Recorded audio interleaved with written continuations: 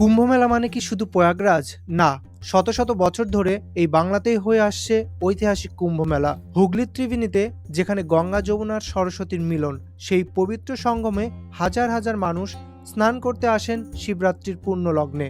এখানে থাকেন বিভিন্ন আখড়ার সাধু সন্ন্যাসীরা, এমনকি অলৌকিক অঘরী সাধুরাও। মাত্র ৩ থেকে ৪ দিন চলে এই মহামেলা, কিন্তু সেই কয়েকদিনেই ভরে ওঠে ভক্তি, ইতিহাস আর আধ্যাত্মিক আবেশে। কবে থেকে শুরু হয়, কিভাবে আসবেন এবং এসে কোথায় থাকবেন, সমস্ত তথ্য থাকছে এই ভিডিওতে। সম্পূর্ণ ভিডিওটা দেখতে থাকুন, আশা করি অনেক কিছু জানতে পারবেন।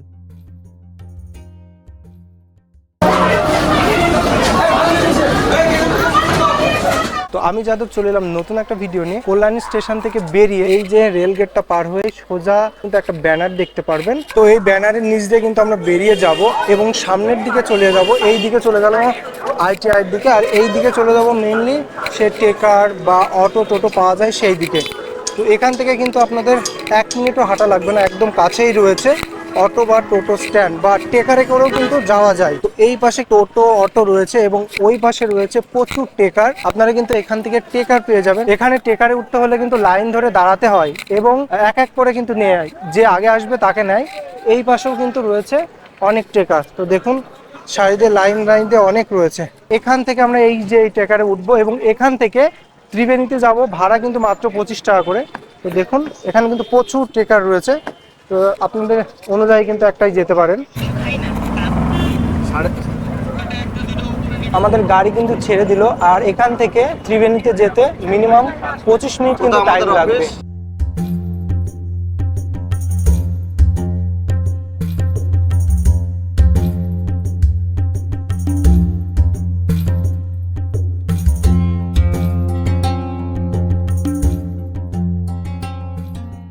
তো বন্ধুরা ফাইনালি কিন্তু চলে এলাম ত্রিবেণীতে। ত্রিবেণীর যেখানে আর কি স্নান করে ঠিক সেই জায়গা।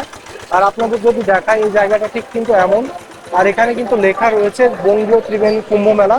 এখান থেকে সোজাসুজি কিন্তু গঙ্গার যে ঘাট সেটা রয়েছে, চলুন ওটাই যাওয়া যাক। আর এখানে ঢুকতেই কিন্তু প্রচুর সাধু সন্ন্যাসী যারা আছেন তারা কিন্তু এখানে রয়েছেন। দেখুন প্রচুর সাধু সন্ন্যাসী কিন্তু রয়েছেন। এখান থেকে একেবারে ঘাট অবধি সাধু সন্ন্যাসীগুলো কিন্তু থাকবেন। দেখুন, তো আপনারা যখন এখানে আসবেন, অর্থাৎ 11 তারিখ 11ই ফেব্রুয়ারি থেকে 13ই ফেব্রুয়ারি পর্যন্ত কিন্তু এই কুম্ভ মেলাটা চলবে। যেহেতু 13 তারিখে শিবরাত্রি, সেই উপলক্ষে কিন্তু এই ঘাটে, আর পাশাপাশি কিন্তু আরো ঘাট আছে, এই কিছু সমস্ত ঘাটে কিন্তু প্রচুর আর কি মানুষ হবে, স্নান করতে আসবে। এখানে কিন্তু বড় বড় পোস্টারে লেখা রয়েছে ত্রিবেণী কুম্ভ মেলা 2026। আর এখানে কিন্তু সমস্ত ধরনের আপনারা পুজো দেওয়ার যে কিছু সেখানে পেয়ে যাবেন, জল নিয়ে যেতে চান সেগুলো পেয়ে যাবেন অনেক। আর এখানে কিন্তু প্রচুর সাধু সন্ন্যাসী আছে। তো আস্তে আস্তে কিন্তু চলে গেলাম একেবারে ঘাটের এখানে। আর ঘাটের এখানে আসতে কিন্তু এখানে একটা মন্দির দেখতে পাচ্ছি, যেখানে গঙ্গা মায়ের মূর্তি রয়েছে। দেখুন এখানে পুজো করা হচ্ছে, এই যে গঙ্গা মায়ের মূর্তি। আর এর ঠিক সামনে রয়েছে সঙ্গম আর কি, মানে সঙ্গম না, যেখানে সবাই স্নান করবে। অনেকেই কিন্তু এখানে স্নান করেন, আর সেই হিসেবে কিন্তু এই জায়গাটা অনেকটাই বলা যায় যে পবিত্র। এই সাইডে এইভাবে জাল আর এই ড্রামগুলো কিন্তু দিয়ে রেখেছে, যাতে এর ওপারে মানুষ না যেতে পারে। যেহেতু এখানে প্রচুর মানুষ এসে স্নান করবেন, এই জন্য কিন্তু এই ব্যবস্থাগুলো করা হয়েছে সরকারি পক্ষ থেকে। চারিদিকে এখনই মানে অর্থাৎ 11 তারিখে আমরা এসেছি, 11 তারিখে কিন্তু মানুষ রয়েছে এখানে কিন্তু স্নান করছেন। 13 তারিখে সব থেকে বেশি মানুষ কিন্তু এখানে আসে, যেহেতু সেই দিন একটা পুণ্যার্থের দিন, শিবরাত্রি একটা মহাদিন। এই জন্য কিন্তু 13 তারিখে সব থেকে বেশি মানুষ আসবে। আর পুরো জায়গাটা কিন্তু এমনই। এছাড়াও ত্রিবেণীর আরও 2 থেকে 3টে জায়গা আছে যেখানে কিন্তু শিবরাত্রির উপলক্ষে স্নান করা হয়। ওই পাশে একটা আছে, ওই দূরে কিন্তু একটা রয়েছে, আর পেছনের দিকে কিন্তু একটা রয়েছে। আমরা কিন্তু ওই শ্মশানের ওখানে একটা, যেটা মূলত সঙ্গম বলে, সেটাইতেই কিন্তু যাব। তো মোটামুটি এই ঘাটটা কিন্তু আপনাদের দেখানো হয়ে গেল। এইবার কিন্তু এখান থেকে যাব। এই পাশে রয়েছে একটা মাঠ, যেখানে কিন্তু প্রচুর মানুষ বা নাগা সন্ন্যাসীরা সেখানে আসেন, ঘোরাঘুরি করেন, বিশেষ করে গন্ডি কাটেন, তারপরেই কিন্তু এই সঙ্গমে চলে আসেন স্নান করতে। তো এখন মূলত সেখানেই যাব। তো এখান থেকে ঘাট থেকে উঠেই কিন্তু সেই মাঠটা রয়েছে। অসুবিধা, খাওয়ার অসুবিধা হচ্ছে, তারপর থাকারও সেরকম ব্যবস্থা নেই, আমরা নিজেরাই কাপড় টাপড় টানিয়ে নিয়েছি। আগের বছরে তো ভালো কিছু ছিল, আগের বছর খুব ভালো হয়েছিল। এই বছর তেমন কোনো না, আগের বছর আমরা কোনো কষ্ট পাইনি। আচ্ছা আগের বছর বরঞ্চ ভালো ছিলাম, আগের বছর ওই পাশটাই ছিলাম। আচ্ছা আচ্ছা। আগের আগের বছর খুব ভালো ছিলাম। এই বছরে একটু গাফিলতি আছে। গাফিলতি কি মানে খাবার দাবার পাচ্ছি না কোনো। আমি নবদ্বীপ থেকে আসছি আর তারাপীঠে বেশি থাকি। এই যে মাথার ফটো। কি চাচ্ছেন মানে খাওয়া দাওয়ার ব্যবস্থা যাতে সবার করে দেয়? হ্যাঁ, সবার যাতে হয়। আমি চাইছি কুম্ভ মেলাটা আমাদের আরো সনাতন ধর্ম যাতে আরো এগিয়ে যায়। হ্যাঁ, একটা ঐতিহ্য, এটাকে আমরা নষ্ট করতে চাই না। খাওয়া পাই চাই না পাই আমরা এখানে আসবো, এই যাতে যাতে আমাদের সুবিধা, আমরা আসবো কিসের জন্য। এইবার তো তুমি যে বলছো অনেকগুলো শৌচালয় করেছো, ই করেছো, আমি খেলাম না তো শৌচালয় যাবো কখন? তো যাই হোক, কুম্ভ মেলা আমার খুব ভালো লাগে। আমি আসি, এটা আরো যতদিন বাঁচবো ততদিন আসবো। এটা যাতে আরো ভালোভাবে হয় সেই দিকেই আমরা চেষ্টা করবো। সকলকে আসতে বলছেন তো? হ্যাঁ, নিশ্চয়ই সকলকে আসতে বলছি। আপনারা কিন্তু শুনতেই পারলেন, এখানে কিন্তু একটা সমস্যা রয়েছে। আগের বছরে কিন্তু এমন কোনো সমস্যা ছিল না, কিন্তু বাবারা বলছেন সাধু সন্ন্যাসী যারা এসেছেন, খাবার ব্যবস্থাটা কিন্তু এখানে একেবারেই এইবার ঢিলেমিশ টাইপের রয়েছে। তো যারা কর্তৃপক্ষ আছেন ভিডিওটা যদি দেখেন, অবশ্যই এই দিকে কিন্তু আপনার নজর রাখতে হবে, কেননা প্রত্যেক বছরে যেহেতু জিনিসটা সুন্দরভাবে পালন করা হয়, সনাতন ধর্মাবলম্বী মানুষ আসে, বিভিন্ন জায়গার মানুষ আসে, এটা কিন্তু অবশ্যই আপনাদের দেখা উচিত। আপনারা যখন এখানে আসবেন, এখানে কিন্তু প্রচুর যেহেতু মেলা হয়, খাবারের কিন্তু অভাব নেই। খাবারের দোকান থেকে শুরু করে সমস্ত ধরনের দোকান কিন্তু এখানে আপনারা এই যে ধারে ধারে দেখতে পারবেন, প্রচুর দোকান কিন্তু রয়েছে। তো সেই দিক থেকে আপনাদের কিন্তু খাবারের কোনো প্রবলেম হবে না, আপনারা কিন্তু নির্ভয়ে আসতে পারেন। ওই সাইড থেকে কিন্তু চলে এলাম এই যে মাঠের ঠিক এই জায়গাটাতে। তো এই মাঠটার একটা বিশেষত কি, যখন বাবু বা সন্ন্যাসীরা আসবেন তখন কিন্তু এই মাঠটা পরিদর্শন করবেন, চারিদিকে ঘুরবেন এবং ঘুরে সমস্ত রকমের অ্যাক্টিভিটিস করে কিন্তু তারা চলে যাবেন স্নান করতে, যেখান থেকে মূলত আমি ভিডিও করে এলাম সেই জায়গাটাতে। তো দেখুন এই মাঠে কিন্তু ভীষণ অনুষ্ঠান হয়, দেখতে পাচ্ছেন দূরে কিন্তু অনুষ্ঠানে রয়েছে, আর এখানে কিন্তু রয়েছে। সেই জন্য কিন্তু প্রচুর মানুষ এখানে যখন আসবেন তখন কিন্তু তাদের শারীরিক সমস্যাও হতে পারে, বিশেষ করে জ্বর, কাশি এবং অন্যান্য সমস্যা হবেন। তার জন্য কিন্তু এখানে একটা সহায়ক কেন্দ্র রয়েছে, মানে আপনারা কোনো প্রবলেম হলে এই জায়গাটায় এসে কিন্তু ওষুধ, মেডিসিন নিয়ে নিতে পারবেন একেবারে বিনামূল্যে। এই মেলাটা যেহেতু বিশাল বড় হয়, এই জন্য কিন্তু অনেক কিছু এখানে পাওয়া যায়। তবে একটা ইউনিক জিনিস দেখতে পারলাম, এখানে কিন্তু একটা ব্যাংক রয়েছে, মাটির ব্যাংক, যেটা কিন্তু শঙ্কর মতো দেখতে একেবারে। তো এই জিনিসটা কিন্তু ইউনিক লাগলো আমার কাছে, তাই আপনাদের দেখালাম। আপনারা এসে কিন্তু এই মাঠের একদম ঠিক পাশে বসে দাদা এখান থেকে কিন্তু পারচেস করতে পারেন। তাছাড়াও এখানে অনেক জিনিস কিন্তু আপনারা রয়েছে, দেখতেই পাচ্ছেন। আপনারা যখন ত্রিবেণীতে আসবেন অটো কিংবা টোটোতে করে, তখন কিন্তু এইটা হচ্ছে সেই স্ট্যান্ড, এখানে কিন্তু আপনাদের নামিয়ে দেবে। আপনারা এখানেও নামতে পারেন বা এর আগেও কিন্তু নামতে পারেন, আমরা কিন্তু আগেই নেমেছিলাম। তো এটা হচ্ছে স্ট্যান্ড। তো এখান থেকে শ্মশানটা কিন্তু একেবারেই কাছে, তো আমরা সেই শ্মশানের দিকেই যাচ্ছি। চলুন, প্রবেশ করে গেলাম শ্মশানের এই রাস্তায়। আর শ্মশানের রাস্তা দিয়ে আপনারা প্রচুর দোকান দেখতে পারবেন এখানে। তো এখান থেকে মূলত একেবারে ত্রিবেণীর যে শ্মশান রয়েছে সেখানে পৌঁছে যেতে পারবেন। তো সেটাই যাওয়ার আগে আপনাদের প্রথমে দেখাবো কিন্তু এখান থেকে যে সঙ্গমটা, যেখানে মূলত সাধু বা সন্ন্যাসীরা এসে কুম্ভ মেলার যে অনুষ্ঠিত অনুষ্ঠানে যে স্নান করেন সেই জায়গাটা। তো যেতে যেতে কিন্তু আপনারা অনেক মন্দির দেখবেন, যেটা শ্মশানের ঠিক পাশেই। এই যে আদি মহাতীর্থ ত্রিবেণী, এখানে রয়েছে অনেকগুলো মন্দির, আর এই সোজা রয়েছে ত্রিবেণীর যে শ্মশান সেটা। ত্রিবেণী এমন একটা পবিত্র জায়গা বা পবিত্র স্থান যেখানে প্রচুর ধর্মীয় কাহিনীর সাথে বর্ণিত আছে।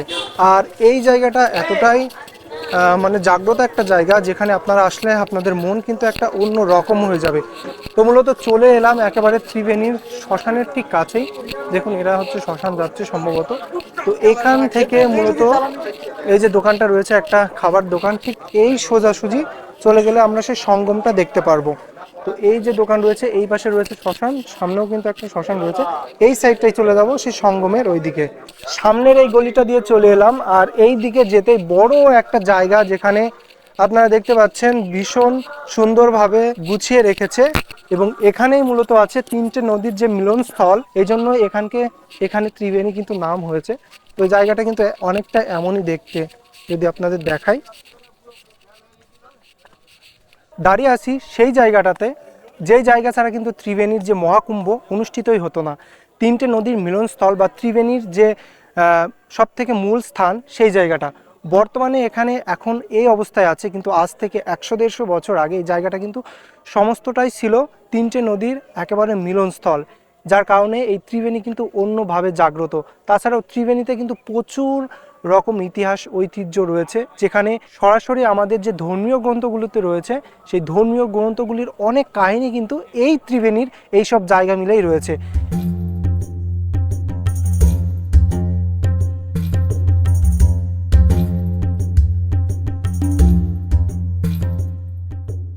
তবে এখন বর্তমানে এই জায়গাটা ঠিক এমনটাই রয়েছে।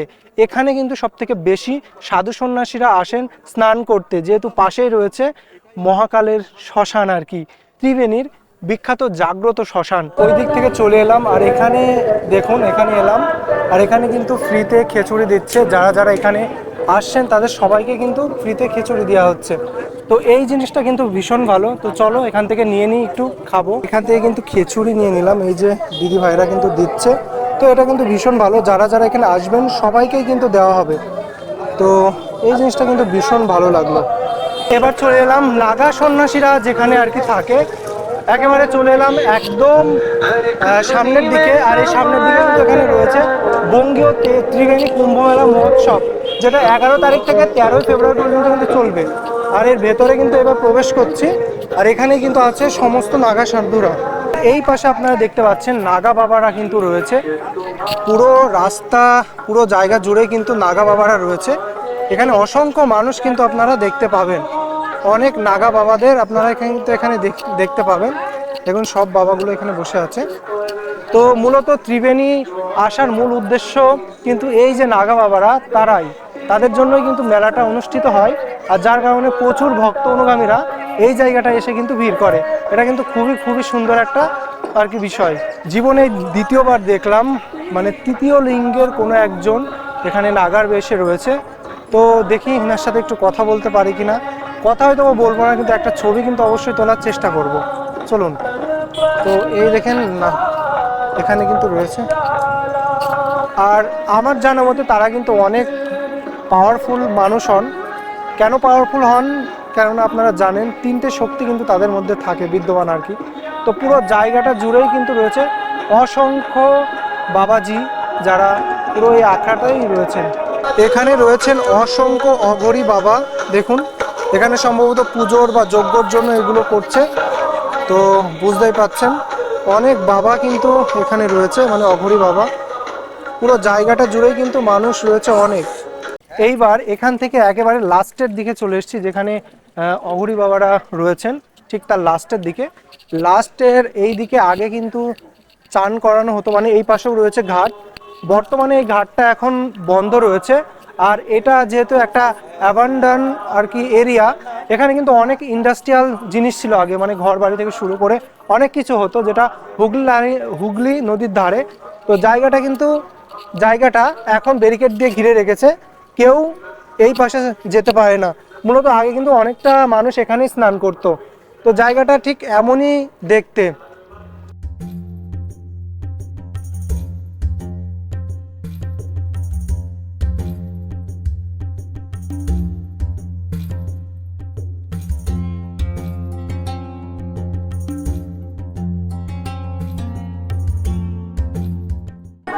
তো বন্ধুরা, এটা কিন্তু খুবই বিপজ্জনক একটা কাজ। কাছের উপর কিন্তু বাবা দাঁড়াচ্ছেন, দেখুন এটা কিন্তু খুব বিপজ্জনক একটা কাজ। তো রিপোর্টার্স কিন্তু এখানে রয়েছে, সবাই কিন্তু এই নাগা বাবার কাছে, যিনি কাছের উপরে দাঁড়িয়ে আছে, তার সাথে কথা বলছে। কাজ বাবা একটু নামিয়ে ধরবে, নালে সোমনাথ পাবে না।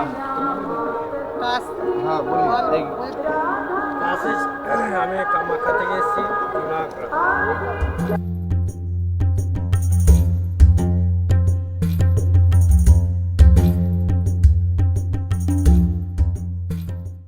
যেমনটা আপনারা দেখলেন, চারপাশে রয়েছে প্রচুর সাধু সঙ্গ।